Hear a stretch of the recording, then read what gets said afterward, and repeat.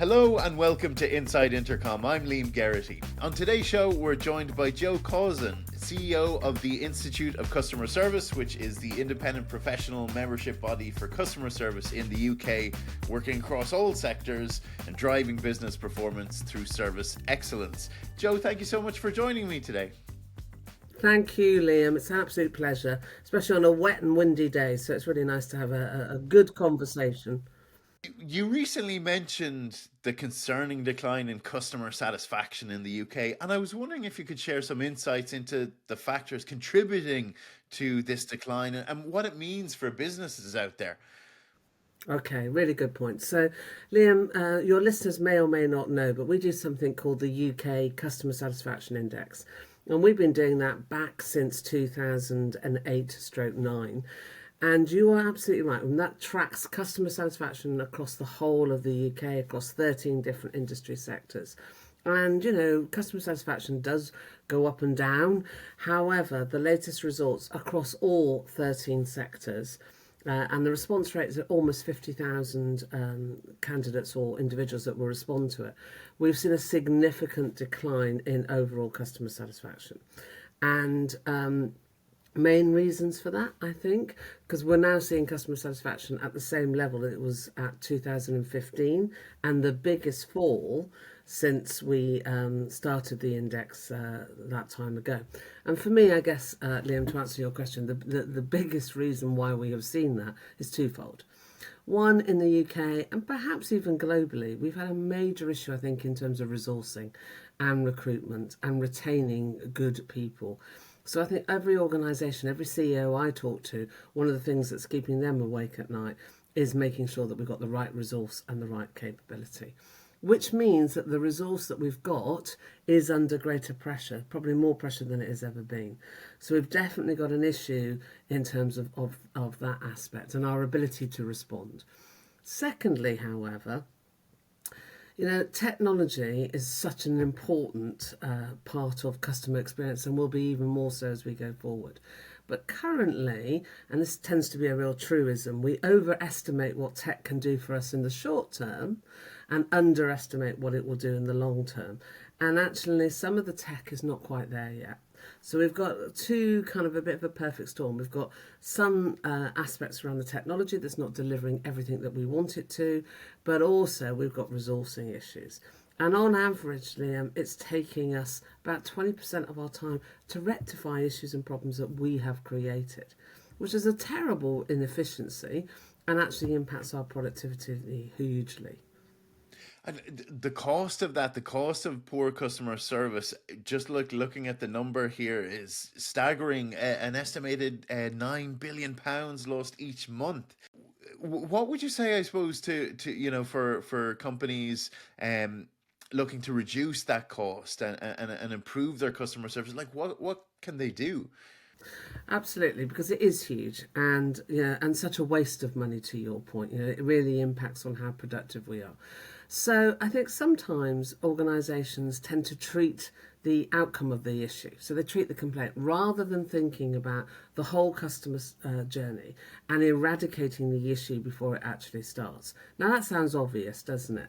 But really thinking across the whole of the organisation. If I'm a customer, what are all those pain points? What are all those touch points?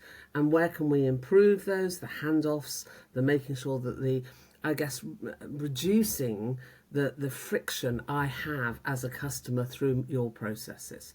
So really thinking, for me, there's a couple of things. Really thinking in the boardroom about customer service. It's not an operational function. It's not a department. It's actually the lifeblood, your service culture inside that organisation. And ensuring that everybody, whether you work in IT, whether you work in finance, whatever department, really understands the customers that you're trying to deliver to and understands the pain points of that part of that journey. Because if we can eradicate some of those issues, you'll significantly decrease that 20% that we're spending. So understanding your customer, but actually this comes from the very top. And this is a service culture. This is about driving the right behaviours and focusing on the right outcomes, basically, Liam. It's interesting that you highlight that relationship between employee engagement and customer satisfaction. What can companies do to kind of foster that culture of employee engagement, that then, as you say, directly impacts the kind of customer service quality. Yeah, it does, Liam. I mean, we've done quite a lot of research around this, and for every 1%, I like stats, Liam. So for every 1% increase in employee engagement, you get almost a point 0.5 increase in customer sat. And that's obvious, isn't it? If we're engaged and really understand the purpose of our organisations, the value propositions that we're trying to deliver to our customers, and feel like we've got a voice and a say in that, then we're more likely to go the extra mile. Our discretionary attitude and approach towards it tends to be much higher. So, how do you do that? I think, we're living in a very different world to what the pre-COVID. We were talking, Liam, before we started the actual podcast about what type of environments we can create for our people to get the best outcome. So I think, when I look at all of our studies and data around employee engagement, it's about having meaningful work, and it's about feeling like I've got a voice and my opinion matters, genuinely matters, and also that I'm really clear about what my role is and the impact that I can have. Because none of us go to work thinking, oh, I'll just turn up. Most of us go to work because we want to make a difference. And we want to be able to recognise that difference and celebrate that difference. So for me, this is about management. This is about trying to ensure that our people feel included, connected to the purpose of the organisation. Purpose is really important. I want to make sure that I feel that I belong to something that is bigger than what I am just doing. So that whole kind of sense of creating voice, purpose, and connection for me, Liam, makes a really big difference, and showing too the outcome. So if I've recommended something, that's gone back up through the organisation, and you can actually see the outcome of that. That makes such a big difference to me. Yeah, 100%. The purpose thing is so interesting because I suppose if you look at this year, we've kind of seen increased pressure on frontline service agents, and I suppose a lot of businesses are struggling to kind of support these agents and in prevent burnout, while trying to still maintain that high level of customer service.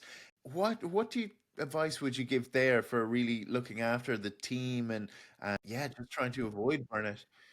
Yeah, Liam, it's a really important point. And at the Institute, we have a campaign that's called Service with Respect, because we have seen a significant increase in abusive behaviour towards customer facing staff. So there's two things going on here. There's workload and the ability to be able to get through quite a lot of workload, but we've also got a customer base in some situations which are more frustrated and easily riled. So there's two things kind of going on with that. So how do we do that?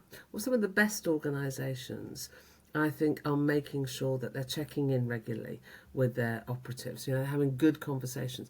If that's been a particularly emotional or difficult conversation, if you think about it, some of the people that are dealing with customers have similar issues to those customers in a cost of living situation. So being really mindful about the pressure that they are on, making sure that we do rotate, making sure that counselling is available if we need to do that, making sure that the line is really checking in and being there for each other. So you create that environment which is, you're not on your own trying to deal with this issue.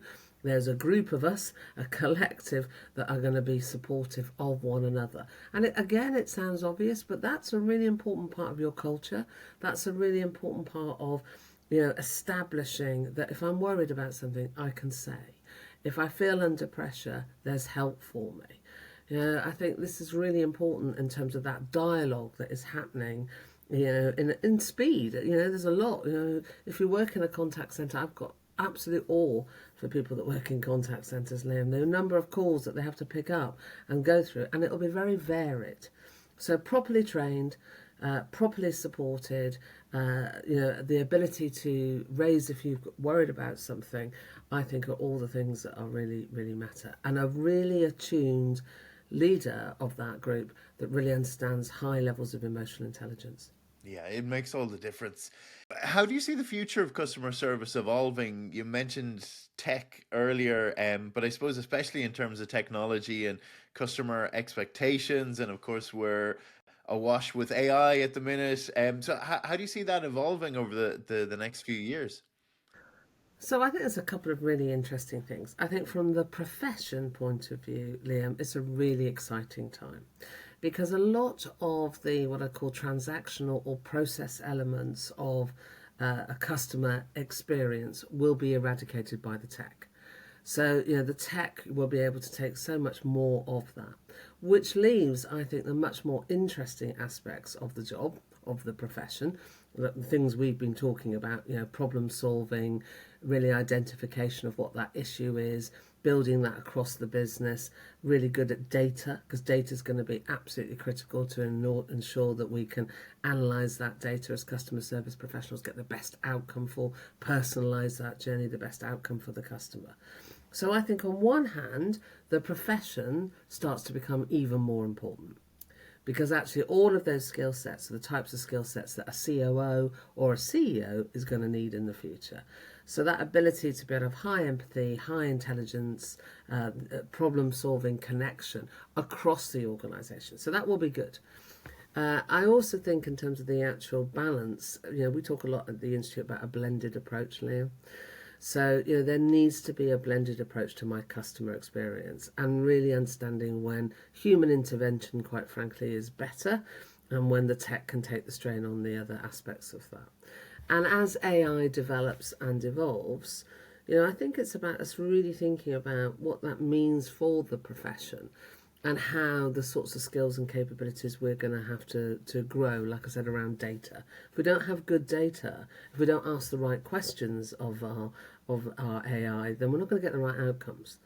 And I think there's a really big bit for me around how you integrate that effectively, because I don't think it's either or.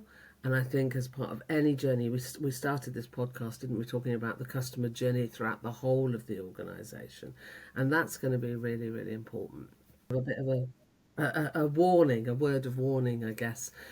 If you think about what we've seen in terms of the latest customer satisfaction results, that is not good because that drags down everything. And therefore, what you're going to see is you're going to see certain organisations really pull away. It's quite interesting, Liam.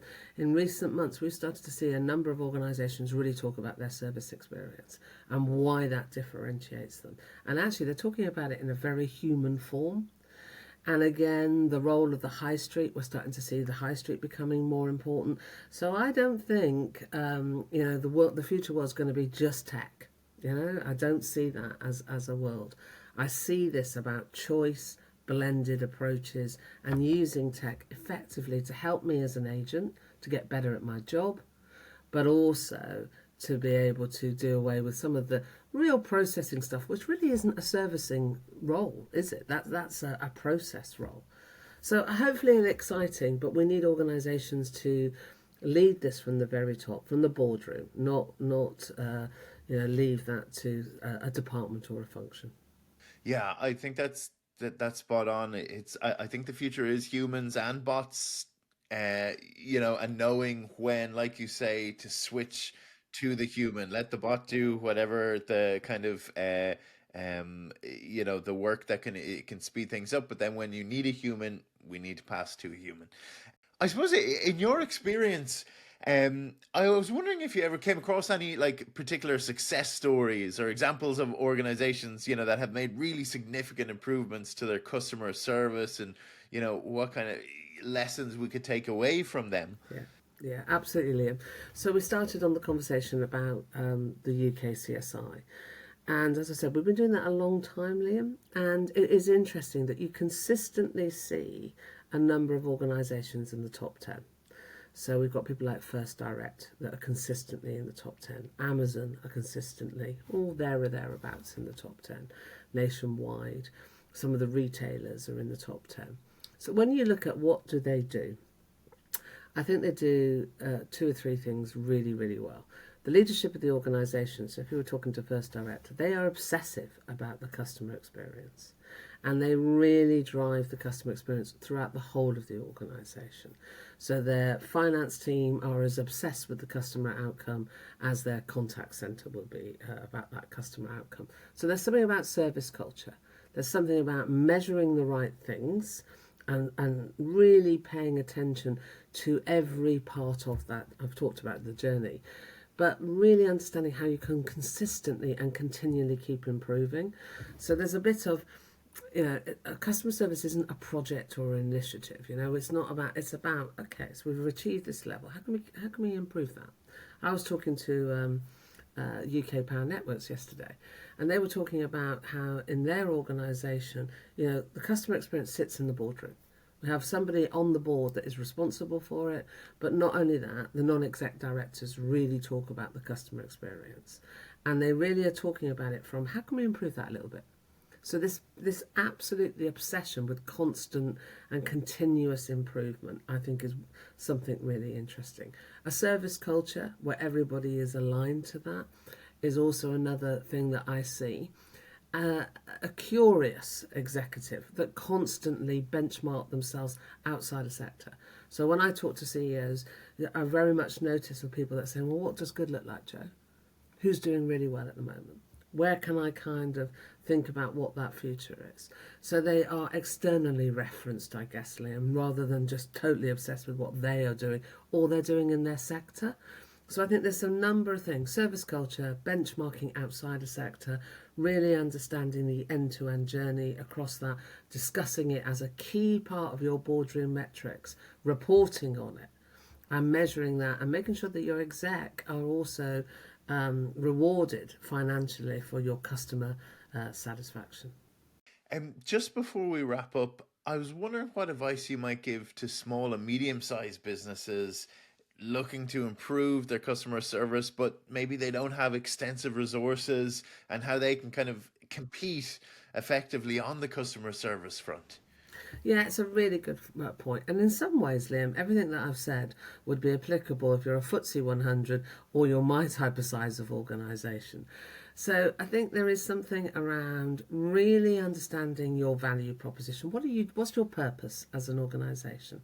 Whether you're a huge organisation, you're a small organisation. And sometimes, Liam, that's easier in a smaller organisation. So being really crystal clear about your purpose, making sure that every member of your team, your colleagues, etc., really understand the purpose of that organisation, but also what did my job do in terms of delivering to that purpose.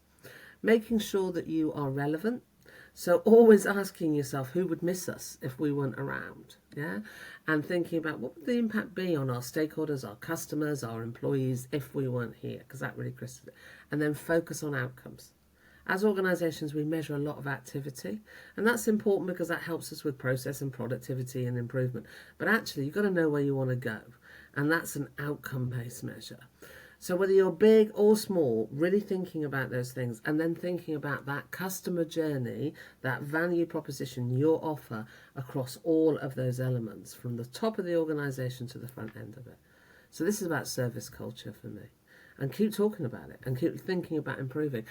And it's really interesting, isn't it? In the UK, we've seen a big surgence of small pop-up organisations that are really starting to eat some of the bigger organisations' customer base.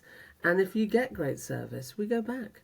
We definitely go back. We're much more loyal to an organisation. And funnily enough, too, Liam, when you have less money, you're a bit more choosy. So those organisations that are prioritising, small or large, their service experience, you'll get loyalty. You'll definitely get loyalty. What's next for the institute? I know we're coming to the end of this year now. I suppose 2024 coming up. Is there any big plans or projects? Always, Liam. Always big plans and projects for the institute. I think I think trying to help organisations tackle that decreasing customer satisfaction is going to be really important. And we do a big piece of trends work, which we do at the end of every year. So I think there'll be a number of things. One for me is about the profession. So we've got some exciting things that we're looking to try and develop in terms of how we skill for the future and what that means for the types of skills and training. And we've got a couple of things in train on that at the moment, which will be very interesting. We've done a lot of work around governance and the role of the board and how the board is really measuring the customer experience, so the service culture. So that's going to be something that we're going to build on. And we're probably most well known for our work on return on investment, Liam.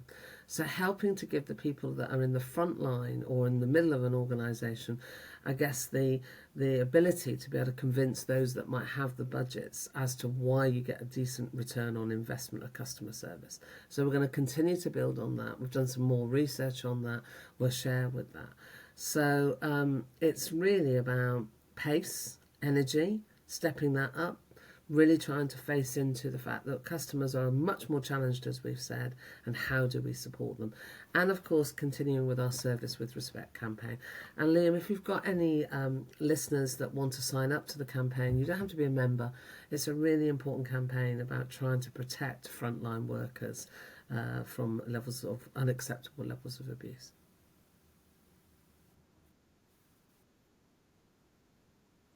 Is our core website, and you can see the page. So www.institute customer service, you will find us there. Perfect. We'll put the link in the show notes. Jo, thank you so much for joining me today. Liam, absolute pleasure, and thank you very much for inviting me. And if there are ever any questions that any of your brilliant listeners want, or I can elaborate on anything, they know how to find me, Liam. So really happy to do that. And you have a brilliant day, and thank you, a big thank you.